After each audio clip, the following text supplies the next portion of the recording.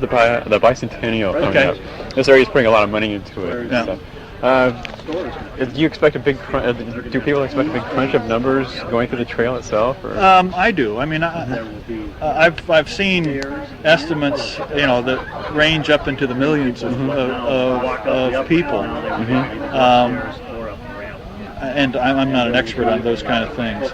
I do know this, that I think that over the course of those 3 or 4 years, that as individual towns held their celebrations, as the nation itself holds different commemorations for it, that interest, which has already been increasing steadily over the last number of years anyway, is going to increase, geometrically.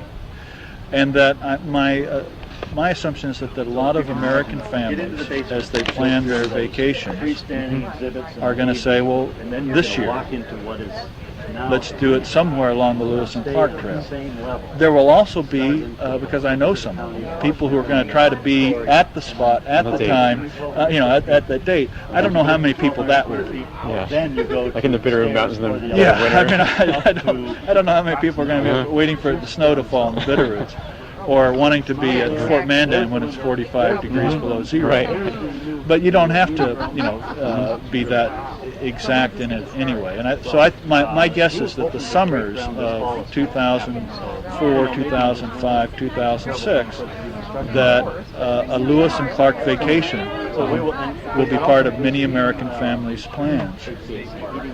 And, it'll be furthered by the fact that within all up and down the route, individual communities are planning special ceremonies at the time that coinciding with the dates that Lewis and Clark came through. Right. I think that's great. Are you for the type of thing that they put up interpretive centers, or keep the trail as it is in areas like this? I'm not, I'm not a purist or an extremist in either way. There have been new interpretive centers put up already in Great Falls, which is one of the greatest interpretive centers I've ever seen. A new one at near Fort Mandan. They're building one in Nebraska City, Nebraska, that's going to concentrate on the flora and fauna. They're planning one at on the Illinois side of the Mississippi. So there are, there are plans afoot up and down, which I think is great because it has a permanence, to it. That it's not just the bicentennial and then then it vanishes. It'll be for generations to come, who hopefully will still be interested in Lewis and Clark. There are some places that I think in the Bitterroot Mountains, Lemhi Pass, the White Cliffs of the Missouri, that are in themselves fairly fragile. And I know that different agencies are working on what do we do about the prospect of a lot more people than these places normally have, to make sure of two things. I think the two things that are important to me on the bicentennial is that, first of all, that as many people as possible connect with the story of Lewis and Clark, because I think it's a great story and it's an important story for us to remember. Equally important is that a generation later, that those places still be available to those who want to go to do the same thing, and so that it's this balance that needs to be struck between accessibility and preservation. And there are some places that they simply can't handle 4,000 people. And but the people I've talked to, most of those places, they realize that, and they're trying to make plans to both accommodate a larger number of people, but only in a way that doesn't ruin the place that they're trying to come. What area of the trail do you think is the most fragile for them? Yeah. Well, I think the principal two are the White Cliffs of the Missouri and the Lolo Trail in the Bitterroots. And then I think several notches down from that is Lemhi Pass. But one of the great things about this story is that you can come here to Astoria, and you can look out across the bay, and you can, in your mind, you can read the journals, be familiar with the story, and you know, you're not ruining anything. Lock the bridges out. And Yeah, you know, you have to do that in your mind, but that's, you know, I've done that lots. The only time that I've been unable to do that was when we were making a film about it. I suppose digitally you could probably do that now. But Fort Clatsop, I mean, it's designed to handle people, you know, and so that's true of many of the places along the trail. while still keeping the natural touch on things. Yeah. So I think the bigger problem, assuming that those couple places that I mentioned, that they do take the steps that I think they're going to take to keep things sort of manageable. I think the bigger problem might be a case where if it turns out that 25,000 people show up in some small town on their celebration of Lewis and Clark, that suddenly where are they going to find a place to spend the night, or if they're campers, where are they going to camp, and if they're having a commemoration, do they have enough porta potties? That could be a different type of problem, but a problem nonetheless. You should ask people doing the way you did it for your book, going there at different parts of the year. Yeah. In separate years, and just I mean, that's the thing that I think to remember about it is that, with the exception of some real zealots, most people won't require themselves that they've got to be on May 14th, 2004 at the mouth of the Wood River, and they don't have to be here on November 24th, 1805. They could be here in the summer of 1804. And say this is the place where we still get the weather for it. Yeah, right. They still might get the right weather for it.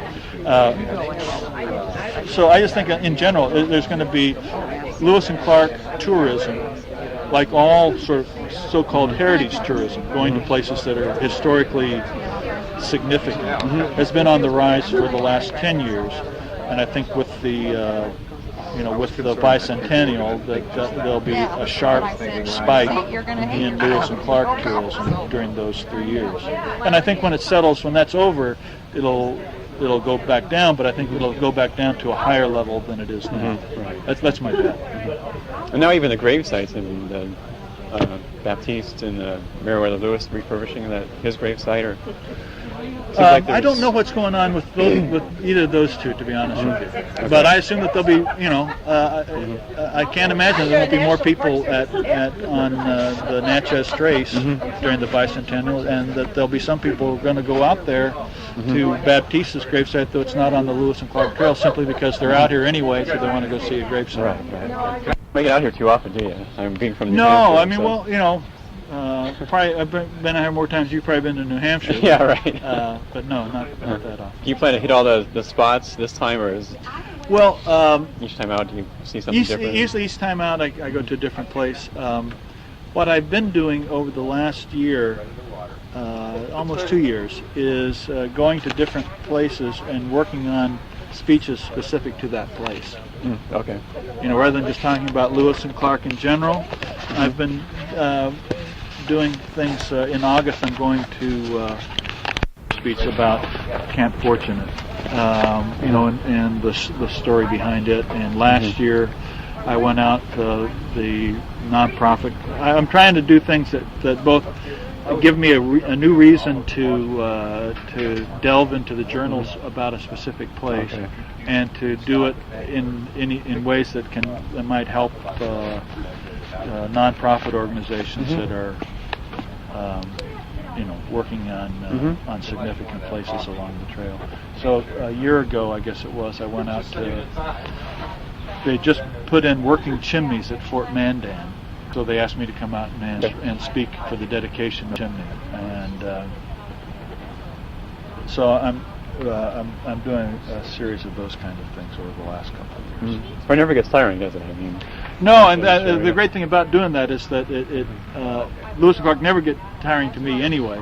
But doing these kind of speeches, really for me, is really reinvigorating, because it makes me go back and look at the journals and think of it in greater detail than perhaps I had in the past. And I always learn something new. When I was working on this, it had never quite entirely sunk into me, before how certain it was, and I think among the men's expectations, that they weren't staying here. They were heading back upriver, and it made me have an even higher appreciation for the leadership of Lewis and Clark. I've always thought that this moment of Clark, of York and Sacagawea and the whole crew voting from the very first time that I started studying Lewis and Clark, to me is one of the most, it's just an incredibly resonant moment. But it wasn't until I was working on this that I realized that it was, besides being sort of a symbolic moment, it was also probably one of the heights of leadership of those two captains. That had they just said, no, we're staying here, I don't know if they would have had mutinies, but they would have had the emotional equivalent of it in their hands. So they had to bring everybody along. The fact that they did it by vote was, as I say, I think in their minds was more out of the tactics of leadership, but at the same time, it has this arc over 200 years that has a special meaning for us today. Was that different from when they were at the Marias Junction? Yeah, at the Marias they didn't hold a vote, and they gave an order. I mean, when at the Marias, everybody except the captain said it's this one that's in Missouri, and they said no, we think it's this one. But they said, okay, we're going to stop for a while and we'll reconnoiter. They stopped for a week. At the end of that week, the captains were even more sure in their minds that it was the left fork. The men were still sure that it was the right fork. But the act of at least stopping and considering their opinion made it, was an important thing for the morale of the men at that time, who said, we think you're wrong, but we'll follow you wherever you point to us. In fact, it was last year I gave a speech in Great Falls that was about the day after Lewis discovered the Great Falls, but it dealt a little bit with that Marias decision, because when he saw the Great Falls, he knew that they'd been right, that he and Clark had been right. It wasn't just so much, and I told you so, it meant that had they been wrong, would the men have ever trusted them again? So, but this was very different. There's no other. When Sergeant Floyd died in Sioux City, where Sioux City, Iowa is now, the day or so after that, they held a vote of the enlisted men to elect the sergeant to replace him. But that was not, York didn't vote in that, and that was, while unusual, it was not entirely unusual in militia companies. It was a military thing. Yeah. So, okay. It was unusual in a regular military that would never have done that. The militia company, that wouldn't be completely out of the question. So, but in my mind, there's this sort of staging of how the Corps of Discovery became the Corps of Discovery. In the lower Missouri River, where they're undisciplined and they have to be whipped and they have to, expel a few. Expel a few. Floyd dies, and they gather together in his grave, and I think that brought them together a certain way. The winter at Fort Mandan, they had an offense where they had a court-martial, but that was the last court-martial, and the captains forgave the offense. I mean, they didn't elicit any punishment. So something's changed by that point. The Marias is a point. All the hardships that followed after the Marias, leading up to this point, this to me is the Corps of Discovery, stripped down to its essence. Okay. And finally, there's kind of a debate in this area where the trail actually ended.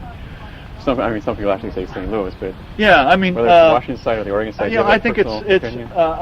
I don't have. There's similarly there are places. Does the trail begin in Monticello? Does it begin at the White House? Does it begin in Philadelphia? Does it begin in in Pittsburgh? Does it begin in Louisville, where Clark joins it? And therefore, before that, it's the Lewis expedition. Does it begin in St. Louis or Wood River? My own opinion is that I'm glad that people argue about it, because it means that they've got a passion for the story, that they want to claim this place as a special place in the Lewis and Clark story. it's clear from what I was saying earlier that when the men reached here, they thought they had completed their mission. They'd reached the Pacific Ocean. That's what they were, and they said, at the end of our voyage. It's also equally clear that they then voted and wintered at Fort Clatsop. And I don't think either of those takes away from, it's not a zero-sum game. This is an incredibly important and incredibly important spot for the Lewis and Clark expedition, where the men thought they were at the end of the voyage and they were heading back from here. But they decided they were going to winter on the Pacific coast. Is that, had they turned back when they go, that's an academic exercise that, that is not, not what I'm particularly interested in, and I'm smart enough to stay out of it too. But I think the fact that, I think, as I say, two things.